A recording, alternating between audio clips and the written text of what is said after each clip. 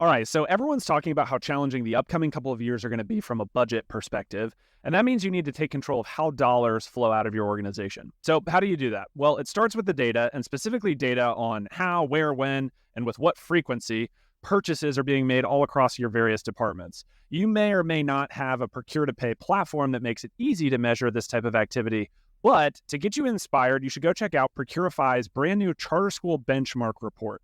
It just came out a couple weeks ago and offers 10 procurement benchmarks from charter schools across the country, highlighting things like average PO volumes, spend per vendor, items per vendor, how long it takes to go from requisition to PO, and so on. Not only will you be intrigued to answer these same questions for your school, it might also shine a light on opportunities for cost control next year. You can go to procurify.com/resources to download a copy, or check out the episode description, and we've linked to it there as well. All right, now back to the show. We actually held full day PDs with our principals where we brought them in small groups of 4 to 5 principals of like size and style buildings at a time. And we would walk them through what were the phases of budgeting. We got to sit down and field a lot of really smart questions that challenged assumptions. And then we literally gave them a workbook of their own schools that said, here's where we've invested your resources in ESSER funds based on feedback from parents, based on your feedback, based on the things that are serving your kids really well. And then we said, if you need to cut back on that $1.5 million, we're going to stage that out over the next 4 years. So you need to cut $400,000 this upcoming year. Welcome to Charter School Insider, lessons from the nation's top charter school operators, the only podcast dedicated to the behind-the-scenes business of running a successful charter school. Join us as we sit down with charter school leaders who share how they are overcoming the biggest operational hurdles facing their schools today. All right, everyone. My guest today is Daniel Bell. Daniel is the Deputy Chief of Finance for Mastery Charter Schools, where he helps to manage budgeting, accounts payable, financial analysis, and accounting for over 14,000 students that the network proudly serves. Daniel began his Mastery career as a teacher at the Shoemaker campus back in 2007. After that, he became an assistant principal of operations there, and Daniel also served as the senior director of operations for all Mastery charter schools from 2013 to 2018, where he had a particular focus on operational systems and the opening of new campuses. Daniel previously taught at an elementary school in the Souderton area school district and is a graduate of Penn State and Temple universities. He's also the proud father of 3 wonderful girls. In today's episode, Daniel and I discuss the role of finance in being strategically aligned to the mission of the organization, and we specifically look at that within the lens of the ESSER Cliff that a lot of people are talking about right now as federal funds appropriated during the pandemic are coming to an end and schools are navigating how to pull back from services or supports that were put into place using those funds. So hope you enjoy the conversation. Let's get right into it. Daniel, welcome to the show. Thanks for being here. Thanks for having me today. It's always good to have another Daniel on the show, and I'm super excited for our conversation. Never enough. Let's do it. So I want to dive right in. What do people get wrong about finance? We're going to be talking about finance today. You work for Mastery Charter Schools, but you do not necessarily have the typical traditional finance background. So I would love to start off with maybe if you can share kind of a quick background on yourself, but then also your perspective on finance at a charter school, because I would imagine it's changed as you've taken on this role. Happy to. Yeah, I am not a classically trained finance person by any stretch of the imagination. I'm an educator by training. I started out as a teacher in the suburbs of Philadelphia and then really found my way to a place that I love at Mastery as a 7th and 9th grade English teacher for several years.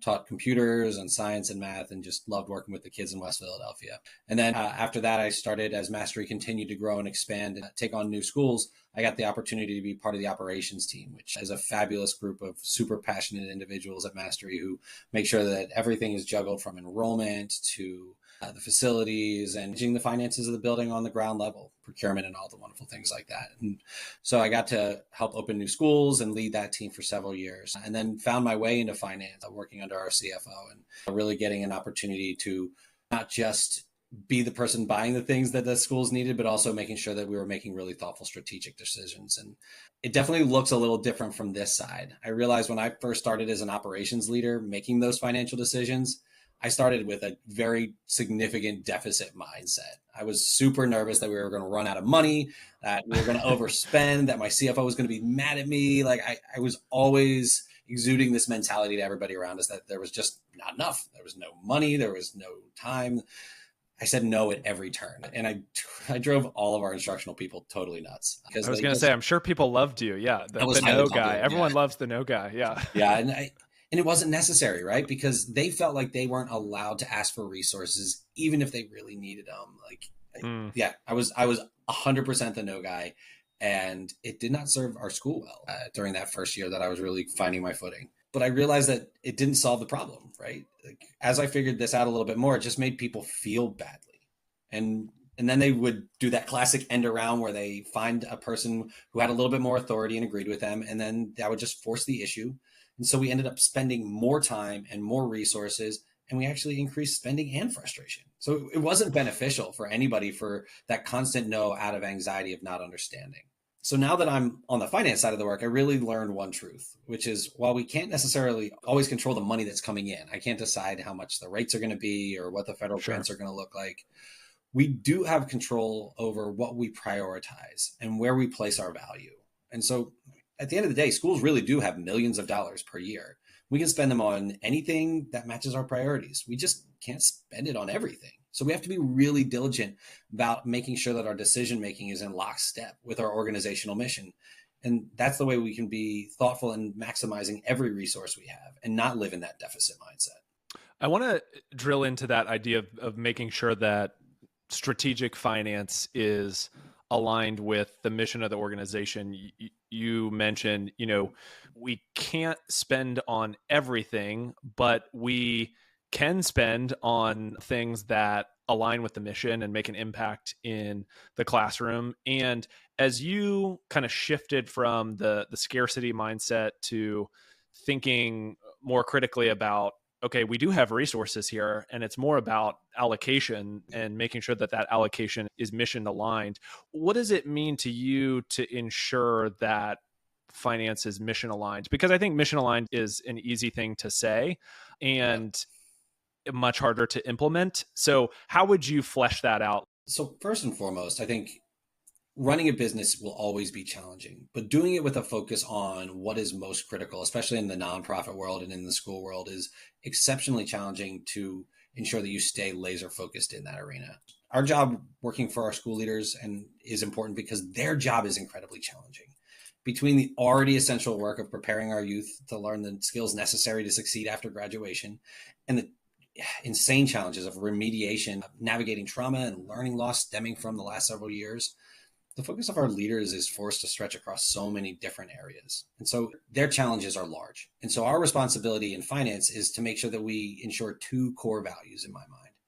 One is that we have to ensure safe, stable financials that empower the long-term success of the organization, and in a way that the school leaders don't have to focus on those things. So empowering their mind to stay laser focused on the instruction and the safety of students. And then while we're providing those safe, stable financials, we have to make sure that we're pointing those resources in the most critical places to achieve the goals that are being laid out there. So when we're operating in mission alignment, finance leaders are working in tandem with the instructional leaders, with those great academic minds to ensure that there's not a competition between financial ends that we're thinking about and the academic outcomes of our students. We have to spend time to understand what it takes to make great instruction happen. And while not all of us are school people at heart, we have to make sure that we are spending time to understand that and really investigating what success looks like in classrooms. And then we have to work with those leaders making those choices to empower them to really make decisions about what they want to preserve and what they're willing to strategically sunset. And that way we can really maximize the value items that are going to drive student success. I think it's one of the things that I'm most proud of my team right now. We've really made every decision focused on what will empower student outcomes. When the chips are down, when the question's about, is this decision student-centric? More often than not, we're going to make the right call for kids because that's how we're lining up together. And it's not going to be driven by financial outcomes or anything like that. You mentioned as a team, you all are asking this core question of, are we allocating our funds? Are we supporting the things that have the biggest impact on student outcomes? Kind of the 80-20 principle of let's really invest where we're making decisions that are student-centric and actually help us achieve our goals as an organization. But you also mentioned part of that process is thinking critically about things that don't fit that. So things that Not that they're not mission aligned, but maybe they're just not the top priority. Maybe they're priority number 8 or 9 or 10.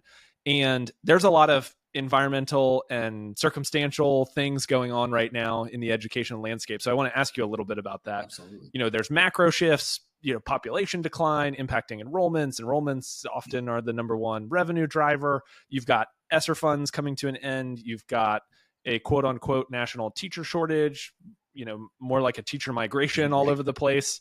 And there's a lot of financial implications just in that short list I named, and there's a lot of other things. And so how do you think about like the financial impact that's coming as organizations like yours are navigating these things? And specifically, I'm thinking about the way finance supports building level leaders. How are you and the rest of your team thinking about some of the challenges that are in the market, so to speak, right now? I mean, it's a fabulous question. When we look at the environment, it continues to shift, and we've never seen changes quite as rapidly as the last several years. And we'll continue to see, especially as ESSER funds sunset over the next several months.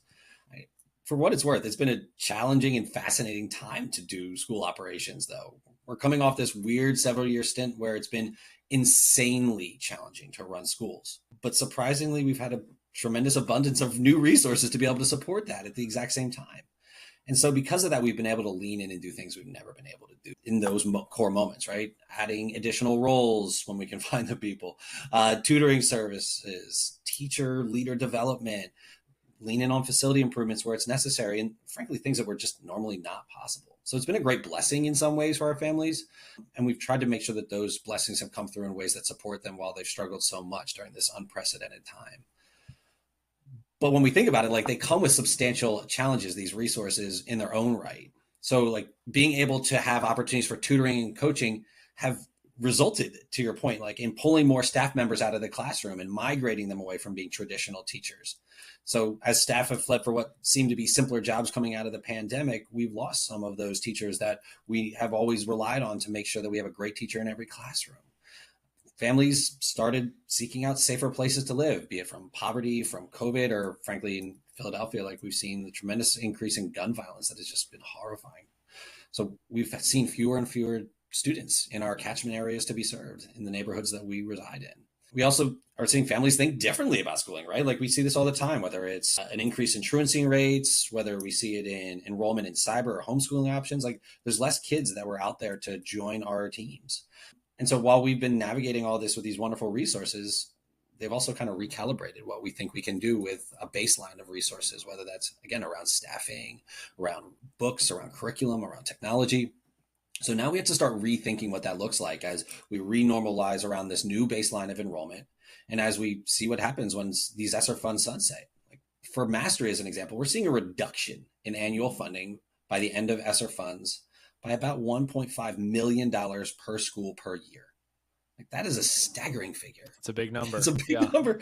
It's a big number. And frankly, these numbers have been baked into the success of our kids who have grown really rapidly coming out of the pandemic. And so as we see them see this tremendous growth on their MAP tests and other key indicators, we're also considering which of these resources we've invested these $1.5 million in that are most critical to sustain. And what is it going to be that we're going to give up? And so we knew this was going to be really painful, and we didn't want to just rip these out of schools. So we thought it was really essential to start building the agency in our school leaders, our assistant principals of operations, our principals, our principal managers, our fabulous regional schools officers. We wanted to make sure that everybody had incredible clarity about what this task was that was going to be put upon us over the next several years and what decisions we could make to maximize student achievement as we pulled back on these resources, because we knew it wasn't going to get simpler on the funding end. Okay, so I want to talk about that 1.5 million. That's a big number. And as you said, you'll have to be thinking critically about what it looks like to prioritize and slowly sunset those funds. And I'm curious to hear how you and the rest of the team at Mastery have been thinking about this, because, I would imagine this is not a plan you started last week or 2 weeks ago, but you know that this has been coming. And so what are some of the things that you all have done as an organization to set your schools up for success? And what does it look like to communicate that those funds are no longer going to be available to such a big organization? I mean, absolutely right. I mean, there's no way that you can pull $1 to $2 million out of a building and think that it's going to feel awesome. We started working on this probably back last September, in September of 2022, to make sure that we could smooth out this fiscal cliff into a gentle hill that would still really make sure that we could serve our kids and not rip the rug out from under them as we were trying to get them back on track to succeed like they were succeeding before the pandemic and even beyond that. And so this was a really hard step back for our central office teams, for our school leaders. So we took a lot of those proactive steps a year ago, and we'll be picking them back up again in the next probably 2 months to make sure we continue them. And we did it in a couple of different ways. First and foremost, we really did spend a lot of time over the last several years investing in a finance team that really understood what it meant to run schools. So we have a blended team of brilliant accounting experts. We're blessed with some really highly capable CPAs who really understand the inner workings of governmental accounting, as well as former school leaders, primarily on the operations side, who get to bring to life what it means to be on the ground running a school on a day-to-day basis. And so with that blended team, if it wasn't for Lori and Suzanne and Chris and many others on the team, we would have a much less robust approach to making sure that we were maximizing these ESSER funds. Because we look at it not just from how do you make the cuts? We look at it from how do the cuts impact the kids? And we want to make sure that we keep both lenses open as we approach this. The second piece to it was we wanted to make sure that we educated our school leaders and painted a clear picture for those teams about where those extra funds went. So we could say, this is the baseline of resources and the things you should and will always have. And these are the things that we were able to do extra that were awesome and that we may have to start thinking about. Do we prioritize keeping them by removing other things, or do we step back from these resources now that these extra funds have gone away? And was that, Go ahead. I'm curious just to ask on that for a second, because like when you talk about educating them, is that your finance team literally going to each school and like showing the school leader, here's your P&L and like, here's the breakdown of all your expenses and here's the things that we paid for with ESSER funds? You guys were getting into the nitty gritty and kind of really explaining, here's exactly what you paid for with dollars that we typically wouldn't have. Is that kind of what you're describing? Today's episode is brought to you by PEX. PEX offers your charter school corporate card solutions that help you easily manage staff and teacher purchases while eliminating checks and petty cash. PEX Visa prepaid cards put you in control of staff spending with customizable spend rules, real-time transaction data, and easy reconciliation. Submit receipts and tag to applicable budgets at point of purchase via the PEX mobile app and get funds instantly as needed on the go. And for those larger programs or projects, PEX also offers a credit solution with 1% back on eligible purchases and lines of credit up to $75,000. Whether managing employee spending, payments to vendors, or distributing funds to program enrollees, PEX offers a variety of card solutions for your school. To learn more about PEX, head over to byq.org/PEX for special pricing specifically for charter schools, including free cards, free setup, and no monthly service fee. All right, back to the show. Very much so. We actually held full-day PDs with our principals where we brought them in small groups of 4 to 5 principals of like size and style buildings at a time. And we would walk them through what were the phases of budgeting. We got to sit down and field a lot of really smart questions that challenged assumptions. And then we literally gave them a workbook of their own schools that said, here's where we've invested your resources in ESSER funds based on feedback from parents, based on your feedback, based on the things that are serving your kids really well. And then we said, if you need to cut back on that $1.5 million, we're going to stage that out over the next 4 years. So you need to cut $400,000 this upcoming year. And then the principals got to look at their workbook of places where they were over that model and say, where do we want to stage it back? Because at the end of the day, while these meetings were really tough, it gave principals clear visibility about where they wanted to put their extra resources and also what they were willing to stage back so that they could sustain the best offerings that were serving their kids as long as possible. And I think at some level, that's the heart of strategic leadership. It's what hard choices are we willing to make to maximize the success of our mission and to drive forward the achievement of our kids. I think it's super unique to really pull back the curtain. And I think it also helps bring like you said, it helps bring those principles into the process that you all are trying to work through, as opposed to just saying, hey, cut this number out of your budget. It's, hey, here's everything we're looking at. Help us better understand how we think about these funds. And like you tell us what you need. And if you had to cut, where would you? And so I think it's really unique to take the time to do the education as opposed to just jumping straight to, here's the numbers, we're the finance team, trust us, it's got to work. Well, and it was so educational for us too, which was the fascinating part. The places that were investing in teacher coaching wasn't always the same place that was investing in summer school, that was investing in high octane tutoring. Everybody had a different take on what was necessary based on their circumstances and the needs of their children. And they were so in tune. Our principals are brilliant. They were so in tune with their data and the outcomes of their children that they knew exactly what levers they thought were going to be most impactful. And it's been just a delight to watch that come to life this year as they really are leaning into this learning and using these levers to drive achievement for kids. It's awesome. Have you found, this is just out of curiosity, have you found that after doing this exercise, the conversations between principals and finance have looked a little bit differently going forward? Well, I mean, it made my job harder. They're asking these brilliant questions and pushing me harder. It's great. But I mean, yes, absolutely. I find that the more we pull back the curtain, to your point, and the more that we open it up so that people really get a clear picture of the whys and the hows of school funding, they're empowered to make really thoughtful decisions. And frankly, often are willing to make even more challenging ones than they would have before, because they're informed and energized to take on these challenges. Nobody does things really well when there's not choice. But when you give that agency, people succeed and thrive almost every time. Very cool stuff. Well, as you think about the risk associated with pulling out capital from services that have been, critical the last couple of years, you kind of walked through your process of thinking through the sunset, giving principals a runway, a 4-year runway so that it's not happening all at once. They're thinking about chunks of this. They have agency.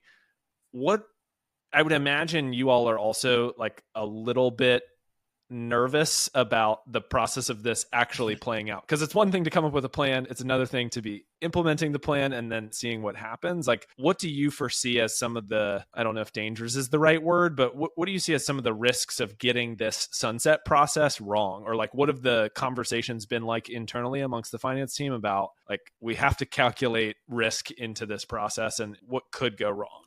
I mean, it's an incredibly risky process, right? Because there's risk on both sides. Because if we reduce our spending too slowly and we don't pull back those resources fast enough, our schools really will start chewing into their strategic reserves.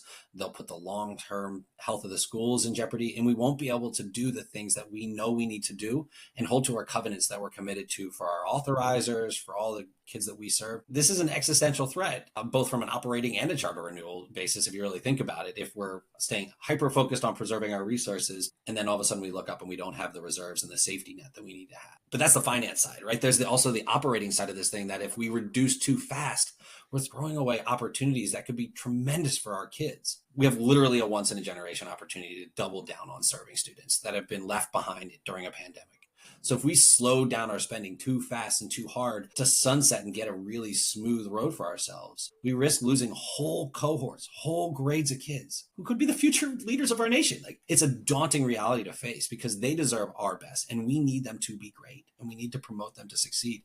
And so we can't hold back resources out of anxiety and fear. So it's a dual-sided threat that you're going to have to walk that edge very closely. I also think that there's just a risk if you lose sight of our goals. It'd be really simple to just go out and do a great facility project or draw down the funds to offset against it and just sort of set it aside. But that wouldn't achieve what our kids need. We have to make sure that we're leaning into trauma-informed practices. We need safe, welcoming environments. And more than anything, we need great teachers in every classroom. If we lose our appetite for those things because of our anxiety around challenges of navigating federal fund guidance and sunsetting at the right pace, we're going to miss out on a chance for doing what's best for kids. So I think that's the greatest risk of all. Thinking about your experience navigating this, the unique thing about the pandemic and kind of the fallout decision-making, operational challenges that are associated with it is nobody has gone through it before. And right. So every organization is figuring this out in real time. For other charter schools who might be listening to this, do you have any recommendations, particularly thinking about schools that for one reason or another are just now really getting into the execution phase or the planning phase? Maybe they feel like they're playing catch up, but they know that they need to have a plan for this. And do you have any recommendations, having kind of worked through this over the last year with your team, reflecting on some of the things that did work well for you all and are working well? I think first and foremost, the most important thing the school leader should be thinking about right now is leave nothing on the table, right? We're hearing that there are so many schools that are struggling to figure out how to navigate this and are going to eventually give up on a lot of these funds. This is such an incredible opportunity, and so many things are ESSER eligible. These grants are designed to be able to have you draw down and supplant other costs to be able to promote teachers and those supports that they need. Don't leave these resources on the table. It's worth the hard work, and it's worth trying to be really creative. My team and I spend at least once a week trying to troubleshoot ways that we can ensure that we draw everything down. I think the second thing that I would recommend is prioritizing, even in the next 6 months, trying to find ways to use these resources to supplement your reserves. So if you can set aside a little bit and create some padding, that means that you can do some work to create that gentler slope. And even in 6 months, if you're able to do some of that offsetting, this can make it smoother. So you don't have to just give up on things immediately at the end of this school year or in September of 2024 that have been making a difference for kids. So trying to be a little bit judicious about setting aside some of these resources now wherever you can. And I think the most important part of this, as I was sharing earlier, is engaging your school leaders. They know what is working for your kids, but so often they're not really well versed about what the finances of your organization are. And certainly they're not as often focused on it as you are. So if you're giving these brilliant leaders the knowledge and the opportunity to make choices, they really will lift up great student-centric, adult-friendly financial decisions that you'll be able to execute on. And so it's worth spending time to educate them so that it doesn't feel like the wool's been pulled over their eyes and finance is just giving them that draconian answer of here's the things you have to cut, but rather that there's real true agency and partnership that school leaders have to be able to make these challenging choices. Really good advice. And to bring us back to where we kind of started the conversation, your background, what finance teams often get wrong about the role of finance as it relates to student outcomes. As you all move forward, obviously this exercise of meeting with your school leaders, having to go through really difficult budgeting conversations, kind of forced alignment, maybe in a way that less challenging circumstances might not have. As you all move forward as a finance organization, how do you think about making sure that there's that dotted line between or solid line between finance and student outcomes? And are there things that you all do as a team to make sure to kind of check that that is still in alignment? Kind of going back to that idea at the beginning we talked about really being mission aligned. Are there things that you think about going forward, coming through this ESSER sunsetting process, in terms of making sure that the strategy of the finance team aligns to the strategy of the academic team? It has been that's been the sneaky benefit of this whole sunset avenue that we've had to go down. While it's been an insane amount of work and incredibly challenging to make sure that everybody's on the same page, it's really empowered a lot of fabulous conversations and a lot of thoughtful discourse and pushing one another to think bigger about the solutions that we provide for kids. So I'm very optimistic that that'll be something that had become part of the DNA long-term for our organization. And frankly, has always been part of the discourse. When I was an assistant principal of operations, I would have financial check-ins with our CFO. She would drive out to the building and sit down with us. So that's always been part of who we are. But now it's really doubled down where we're not just talking about outcomes on the P&L, but the strategy behind it and how to achieve those outcomes. And it goes both ways, right? I recognize that while it's my responsibility to drive those safe, stable financials and to make sure that we're pointing resources in great places, there's a lot more knowledgeable people in our organization who knows what drives student outcomes, and that they're my partners on our central office team and as well as on our school teams that help make great decisions and form up that philosophy. Finance, when it's doing its job well, in my opinion, is like the hub on a wheel, right? All the spokes come out from that, where we are able to empower great debate and discussions around what the opportunities and what things are most critical. We force decisions about where to point those resources, but we're also agnostic a little bit about what those answers might be, because our job is to empower the best possible choice about what happens and to ensure that magic happens in the learning of every child. It also is our responsibility to make sure that we're keying in on a focus of equity, both at a school level or role level, so that we're ensuring robust outcomes for every child, regardless of core circumstances, characteristics, anything. And so I think when I get excited about the work I get to do, it's that I get to spend about 30% plus of my time during a week talking to school leaders, listening to their challenges, troubleshooting their pain, and figure out what solutions are going to work with them. I was on the call with 3 different principals today, troubleshooting how do they navigate the trials of the upcoming maternity leaves that they have, and how do they do that in a way that is mission aligned, but also financially savvy. We want to make sure that we're continuing to build on these relationships so that we can keep them focused on what is effective and avoiding danger, but also doing it in a way that feels great. And so that's how you make a thoughtful finance school relationship that really gets outcomes for kids. All right. Well, Daniel, as I bring us to a close, I want to ask a fun question. What are you most excited about right now at Mastery? I mean, there's a lot of great things that are going on at Mastery right now. On top of just being able to do the wonderful work for kids and see our football teams thrive and see the wonderful learning that's happening in our classrooms, we're really going through the process of revitalizing our 5-year plan with a big focus on what we've called our graduate profile. This grad profile isn't just a whimsical set of wants for our kids when they leave our doors, but it's really a robust set of clear expectations on what data demonstrates successful post-secondary individuals look like. And so we're going down a path to make sure that we're setting up our kids with the academic and personal skills to achieve their dreams. And it's kind of daunting, right? Like trying to make sure that every kid's walking out the door ready to tackle, whether it's going to college, going into an apprenticeship, going into the workforce or the military. We want to make sure that they're set up to create a life-sustaining wage for them and their families and be able to have a joy-filled life after Mastery. And so within this strategy, we're working throughout all of our departments together to make sure that we're bringing these dynamics to life, whether it be talent, technology, curriculum, external affairs, specialized services, everything as levers to make sure that we're drawing out the best for what this grad profile can mean for every kid. And so with this as a focus and with our new CEO at the helm, we're in a position where we can really set up students to be ready for their post-secondary lives and to thrive as they come out and pursue their dreams. So it's a really neat time at Mastery, and we're trying to make the best of it as we lean out of this ESSER moment, out of this pandemic, and forward into what our kids deserve. Very cool stuff. Well, if others listening want to learn more about Mastery or want to reach out to you, what's like the best way to get in touch with you or to learn more about what the network is up to? Well, first and foremost, bring the questions. We'd love to talk about how we can support kids and maximize school success. And it's always been part of who we are to make sure that we support other organizations. So if you're curious, please don't hesitate to email me, daniel.bell@masterycharter.org. Or if you're looking for more details just on Mastery, visit us at masterycharter.org. Follow us on social media under Mastery Schools. There's a lot of cool stuff going on. Love it. All right. Well, Daniel, thanks again for coming on. Daniel, it's my pleasure. Appreciate you. Thanks for listening to Charter School Insider. This show is brought to you by BuyQ, the group purchasing organization specifically for charter schools. Want to learn how to maximize your school's purchasing power? Join together with thousands of other charter schools by visiting buyq.org/sign-up.